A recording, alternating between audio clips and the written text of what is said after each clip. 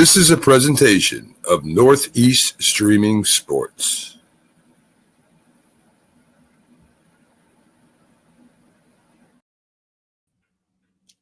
Hello, my friends, and welcome to the Dr. Sem Yankees Show. Here it is, the last day of May 2025, May the 31st. It is amazing. Things just happen quickly. Time flies. Hey, let's make today a great day. How do you make your day great? It's simple. Look around, notice the good that is around. When you notice the good, when you see the good, you say to yourself, life is pretty good. There's so much goodness around. And then take that goodness and spread it forward. Perpetuate the good. Share the goodness in your life with others. But then some people will say, Dr. Sem, nothing is good. Well, if nothing is good, I feel bad for you, but there is a solution. You can create good. You can do something nice for somebody else. And when you do that, there's goodness. You just made it happen. You just changed the narrative. And then share that goodness with others.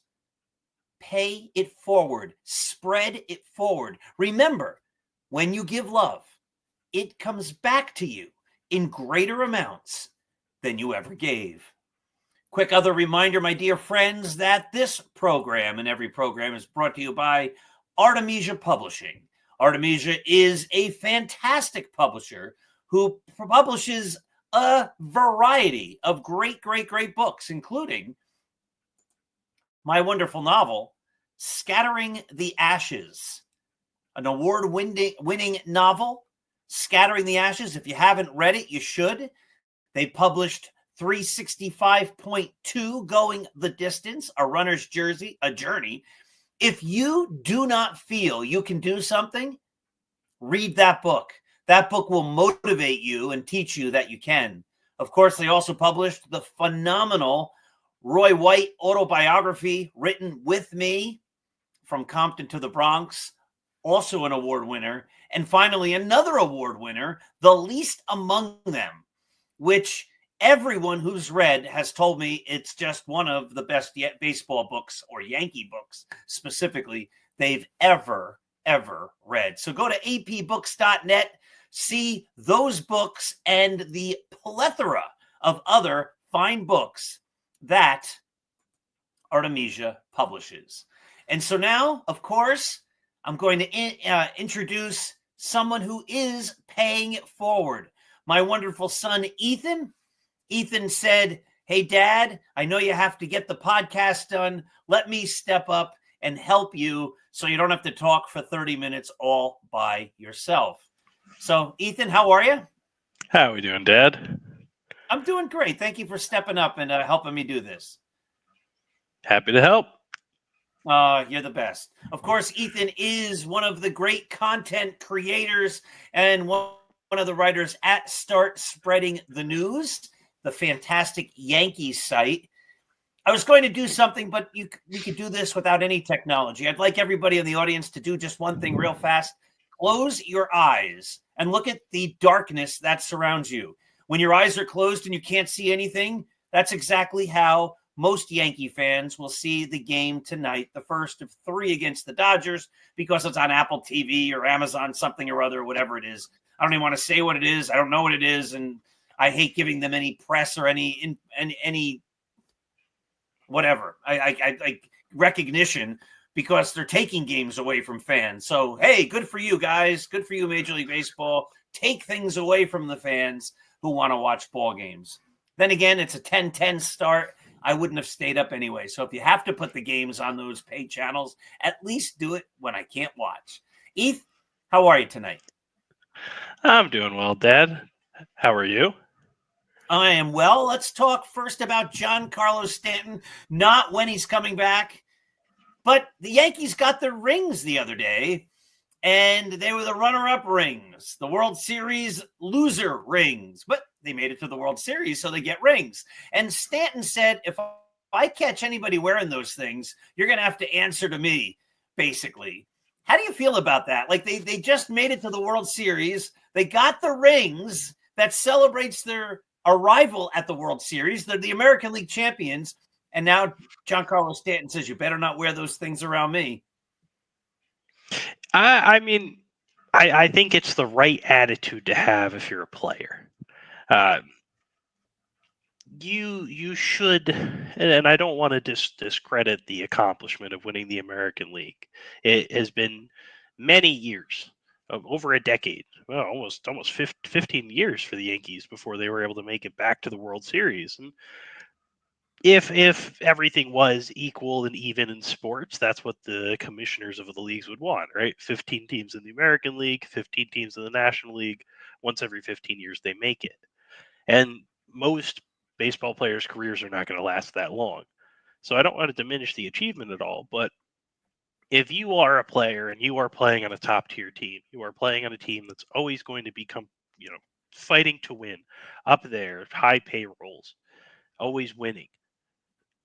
You do not want to be comfortable accepting the first loser trophy. You want to always put your best foot forward and say, it's cool, but it's not cool right now. I think for Giancarlo Stanton to say this, right now it's the right sentiment. I think coaches, managers, players, team staff who interacts with the players on a daily basis, they should all have that mentality. We want to win the better thing. We're striving towards a common goal, and it's to wear a cooler piece of jewelry next year. But 10, 15 years down the line, if that doesn't end up happening, which Brian Cashman and the Steinbrenner family love to just say, the playoffs, anything can happen. So it's always their big reason why they never get someone at the trade deadline. But if it ends up not happening, then looking back on it, it's a cool thing. And then that's a cool ring to have. And you're like, yeah, we did win the American League. That's something like an Anthony Rizzo could wear the ring. If he comes back to baseball, that's awesome. That'll be a fun story to follow. But he's out right now. And so for him, yeah, he's done. Wear the ring. Be proud of the accomplishment. Be proud of the team that you had. But right now, if you're a player, if you're Aaron Judge, Giancarlo Stanton, any of these guys, I wouldn't wear it. I'd put it in a drawer. I'd forget about it until at least my career's over. But hopefully, because I got something better to wear this year. So let me ask you this. I just thought of this as you were talking, and you make great points, and I have no problem with it. You know the story about your dad and his elite softball team, and we were the reigning champions going for the repeat. Your dad was on second base in the last inning. He was the tying run, maybe the winning run. It might have been the bases loaded, but I think I was the tying run. Back then, I was lightning fast. Any single I would have scored. We would have tied the game or won. I don't quite remember the specifics, but I was either the tying run or the winning run. We had one of our best hitters up on a field in Wyckoff Community Park where there is no fence. And I said to him, all we need is a single, just a single, baby. And he hit the ball a mile. He hit that thing so far that Mickey Mantle would have been jealous. But because there's no fence, the guy knew that he was a slugger, and the guy in left field was playing 94 miles away, and it was a fly out, and we ended up losing. We did not win the championship that year, and they gave the runner-up trophies to our coach who threw them in the woods. And that became a local legendary story. A different player on the team picked them out of the woods, gave them to us. We then won the championship the next year, but at that point, Wyckoff said, we're not giving trophies anymore to the players because of the unsportsmanlike conduct. And so what did we do? We went out and bought our own, and we won 2 championships after that. So we had to buy our own trophies twice. So kind of a fun story. But let me ask you this, Heath. If the Yankees win the World Series this year and they get the rings, and it's the same cast of characters, same guys, and they all performed well, so nobody's like, you can't talk like that because you didn't help us win. They all helped win, but play my scenario. What if Stanton says, I don't want to see you guys wearing those rings, the World Championship rings right now, because it's May 31st and the Yankees are in first place. And he wants to send the message, yeah, we did it last year, but that's old news. We still want to win another one. You okay with that? It's a tougher sell to make, and it's about appreciating the wins when you get them, right? If you're on the Rockies, if you win any games this year, and how they beat the Yankees is astounding to me. Those games were way too close. My goodness. But if you're on the Rockies this year, you're going to celebrate and hoot and holler if you get any wins. But that's a tough sell to make where you're World Series champions and you want to say the end of May, you're not allowed to wear a World Series ring again. I can see both sides of the coin, right? You had all off season to wear it. You had all off season, 3-4 months, right? You could wear it around and get your lauding and But your they didn't get it celebration, yet. your Yeah, praise. this is the point. They wait till the season to get them. So they couldn't have That's worn it over the fair. winter. They didn't have them. That's fair. Yeah, it's a tougher sell, I think. I think they usually get them sooner though. I feel like the Dodgers would have gotten them much Maybe. earlier than the Yankees got these. But But I you don't know. still wait till I the feel like season. So how do you feel about you get the World Series ring? I'm based upon your answer before. I kind of like I like the attitude. Hey, I don't want to see that ring. Wear it in October when the season's over, or November after the World Series. Wear it then. Wear it over the winter. You can tell them you were champions in 25 and 26 because it's next year. Or you can tell them you were champions in 25 if we don't win it again. But you're not wearing that now because we're not celebrating last year. Where our mission is this year. Let's do it again. I kind of like it. I think you have to bring an intensity to the sport, and if you have the right type of guys in the clubhouse, and you have enough guys who are willing to just be, you know, running the show in that way, people bringing the fun, people bringing the intensity, people bringing the attitude. I think once you bring all those personalities together, if you have the right group of guys, that could work. I think in certain circumstances that wouldn't, right? I think if it was a younger guy, let's say Ben Rice saying this, it wouldn't work because what's the rookie going to tell us about, right? What's the young hotshot going to say to us? I've been playing baseball. I'm Giancarlo Stanton. I've been playing baseball for 13 years now. I haven't won any rings. Now I finally got a chance to have something. I'm wearing it, right? But I think the fact that it's coming from a well-respected vet, everyone seems to like him. Players, other teams. I mean, it's the right guy.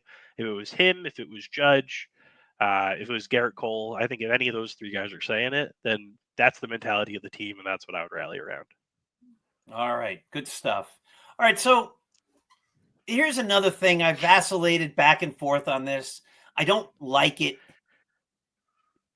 at the bottom line. I know it's going to happen. I understand why it's happening. But how do you feel about the Yankees moving Jazz Chisholm to third base so that DJ LeMahieu can play second base? Well, the last time I was on a podcast, we were saying Jazz Chisholm was down. We were looking at Yorby Vivas and Peraza and Oswaldo. I think he wasn't hurt yet. And we're like, well, maybe DJ LeMahieu, he's having a good rehab. Maybe he's the answer for the Yankees' troubles at second base. It wasn't. I'm wrong. I'm going to call you wrong because I think you were the one who said it first. But I don't think we were wrong here. I think the idea was Vivas and Peraza, they haven't done anything anyway. So let's see if DJ can do anything. He's now played right. 50 at bats, 41 at bats or so, and he's not hitting. And most of his hits came in like his first 2 or 3 games. So I mean, if you're looking at it, DJ LeMahieu has a little bit more third base experience, but he's also the older player. He's also the guy with the proven Gold Glove at second. I forget if Chisholm has one at second. I don't think so. I don't think he does. But I think there's I'd be harder pressed to want to put the struggling DJ LeMahieu at third, where being an older player, slower reaction time, even by just a half a millisecond, is going to slow you down. It's going to change the intensity of the game. I understand the defensive metrics were not in Jazz Chisholm's favor last year at third base. I understand people with the eye test were saying he wasn't good. He wasn't good. Maybe I'm crazy. I thought he looked fine out there. I thought there was a lot of times where he made the right play, made the right decision. Well, he was going to make mistakes. There's growing pains with it, but I don't think Jazz Chisholm was a butcher at third base by any means. And yeah, my feeling is I want the guy. He's athletic. His better position is second base. I want my guys playing where they're best. And since DJ's not hitting anyway, and since he's old and slow, all right, maybe he only plays twice a week. Let's not build our lineup around DJ. Let's put the better guy where he belongs. The better guy is Chisholm. Put him where he's most comfortable, where his athleticism can shine more. And then you play Peraza and Vivas and LeMahieu and Pablo Reyes and whatever else at third base, and you try to get through until they can make a trade or do something to address the position. I don't know. I think the Yankees are just in a tough situation where yet again they've gone 95% of the way to building a team and they've left a position open. We saw it with left field forever, with first base forever. There's always a spot in the rotation, and then pitcher injuries happen. I understand that's a tough game to play. But it's a tough situation. I think the number one thing to get out of this, though, is when you watch the interview of Jazz Chisholm talking about, well, you're coming back soon, you're going to be playing third. Who made that decision? His answer was, I'm a team guy. I asked them, where do you want me to be? I didn't say I wanted to be third. I didn't say I wanted to be second. I'm going to let the team decide, and I'm going to do the best thing for the team. And I think that's the right, again, when we're talking about building a clubhouse, building a team, building, a group of guys who have a common goal and are striving towards something. That's the type of attitude you want. I was reading this. I was looking through comments and I was looking at the Chisholm's interview, and I forget who said it, but someone said, if they want me to throw the bags on the plane, they want me to take the bags off the plane, I'll do it because that's my job, right? Whatever the team wants me to do, I will do. And if you have 26 guys bought into that, 26 guys who are not going to wear the silly ALCS ring until the offseason, until maybe their careers are over. You got 26 guys, no matter if you're Aaron Judge or if you're Yorby Vivas, saying, I'm going to be picking the bag off the plane. I'm going to be putting the bag on the plane. I'm not going to make someone else do that. I think that's the foundation of something that's going to be great. I don't disagree. All right, Ethan, we decided that you were going to try to stump me. You told me there's 9 guys, 8 guys. How many guys whose whole career was spent on the Yankees and the Dodgers exclusively, no other team? Well, with the Yankees, it says, this is the problem with Baseball Reference. It gives you 2 different numbers because you have 8 batters and 6 pitchers. But some of the pitchers are batters. Most of the pitchers are batters. I believe it comes out to, and if you give me 2 seconds here, I can figure it out. 1, 2, 3, 9 players. We got 9 players. 9 players. All right. So you're going to do them in alphabetical order, or what are you going to do? We could do them in alphabetical order. That could certainly work. So number 1, we have an outfielder. He played with the Los Angeles Dodgers for 9 games in 2003. Oh, God. He then came to the Yankees in 2004, stayed with the Yankees through 3 years until 2006. Oh, so he was the Yankee for a while. Yankee for 3 years, sort of a backup outfielder, utility, fourth outfielder type of guy. Are his initials BC? His initials are BC. Bubba Crosby? It's Bubba Crosby. You're very good. Wow, I have a baseball over there that Bubba gave me. The only baseball I ever got at a baseball game. Okay. Next player alphabetically is going to be this guy. He's a left-handed pitcher. Okay. He spent 3 years with the Dodgers, 2020 and 2021. Was in the minors for 2022, then came back in 2023. Was used sparsely as a starter, mostly as a late reliever. Then he played with the Yankees in 2024. So he played with them last year. Oh, the 27 left-hander games guy. He wasn't any good for the Yankees. He had a 3.86 ERA.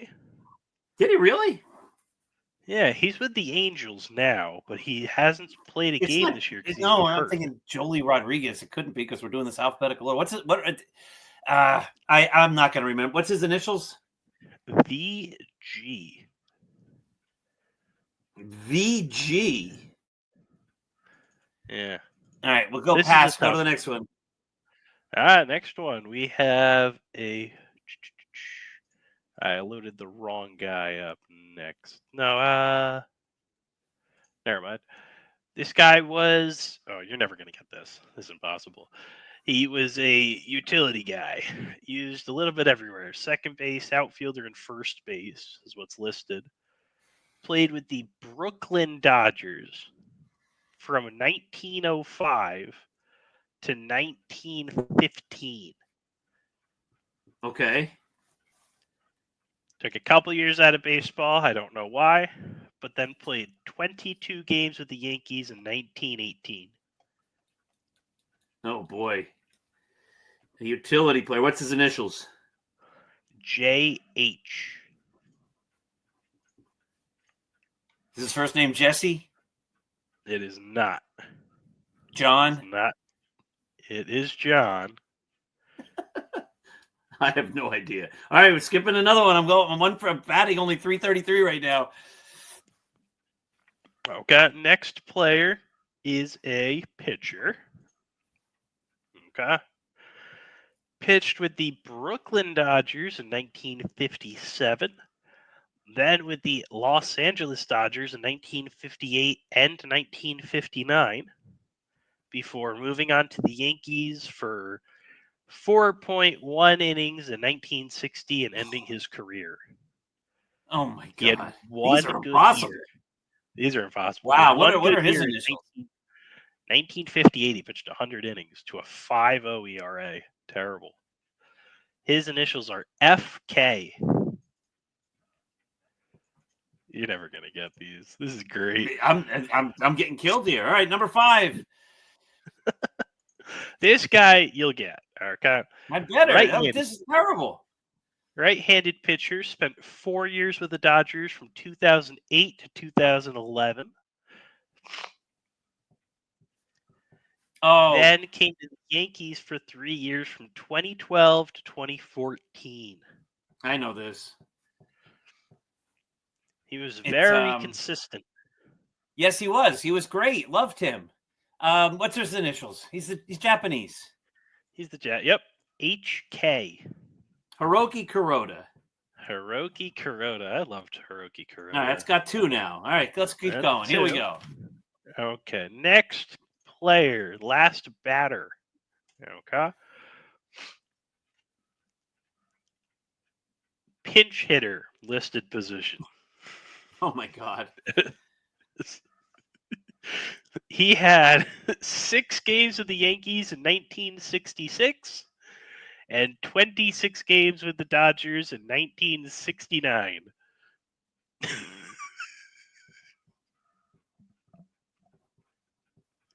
Initials? JM. All right, move to number 7. This is hard. These are impossible. Okay, now we have 3 straight pitchers here. Okay. First one was a right-handed pitcher. You're never going to get this one. He spent 2 years with the Brooklyn Dodgers. This is incredible. 1922 and 1923. Then he left baseball. Probably had a life, did something for 22 years. And in 1945, the Yankees called him up for 2 games. And he pitched 4 innings. So And you'll what's never his get that initials? guy. His initials are PS. So my initials. All right, 2 more. Okay. I have no idea if you'll get this guy. Okay. Right-handed pitcher. Was with the Dodgers in 2008 and 2009. Was with the Yankees in 2011 and 2012. Did not pitch in 2010. He never started the game, mostly closed games. It's not the other guy. Okay.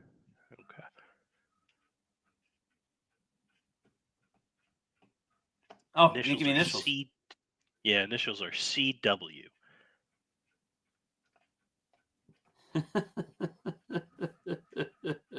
Florida, Washington. Oh my God, Corey Wade. Corey Wade, yes. How'd you get that? I don't know. We do these things, and all of a sudden the answers just pop in your head. You're like, Corey Wade. No, has to be. They pop in your head. They don't pop in my head. No, you've done that. All sorts of things. Where like Kid Nichols, Dad. It was Kid Nichols. Like, what are you talking?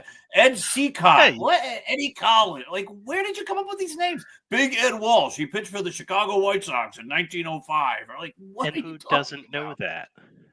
Okay. Last player on our silly list here. He was a left-handed pitcher. Pitched for 3 years with the Yankees from 1936 to 1938. Took a couple years off. Pitched with the Brooklyn Dodgers in 1941. Then his career was over. And his initials are? His initials are KW. Pitched for the Yankees. How many games did he pitch in 36, 37, and 38? 7, 16, and 1. Oh. This has not been your best showing. I hate to tell you that. Well, So I far think you've got look. This proves 3. This proves absolutely that these aren't rigged.